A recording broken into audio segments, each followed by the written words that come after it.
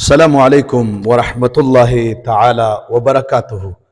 ګرانو دوستانو معززینو، الله تعالی مو خوشحال لرا، آباد او کامیاب لرا. ملګری تپوس کوي او وایي چې په خوب کې شراب سکل د دې به څه تعبیر وي؟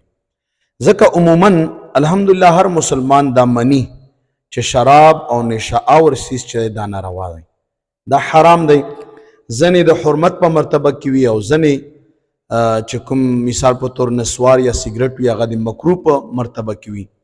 خو یو انسان دی هغه په خوب کې شراب څکي، د دې به څه تعبیر وي؟ علامه ابن سیرین رحمت الله تعالی علیه فرمایي چې په خوب کې چې څوک هم شراب څکي دا د مال حرام طرف ته اشاره ده. دا انسان به مال ګټي خو حرام، ځکه چې شراب هم حرام دي او د څکلي دي نو حصول د مال حرام دی.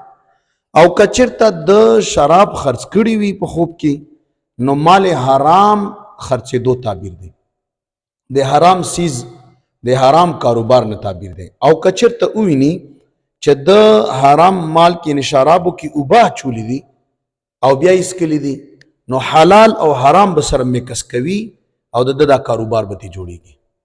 او کچرته وویني چې د چاته شراب ورکړي دي دی به خلکو ته نقصان رسوي.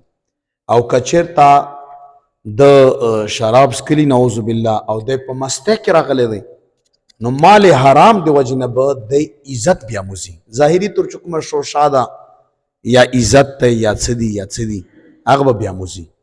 نو دا مختلف قسم مختلف علماو مختلف تعبیرات کړي دي. رب العالمین د مونږ تاسو ایمان سلامت لري او الله تعالی د مونږ تاسو لا ډېرې خوشحالۍ راکړي.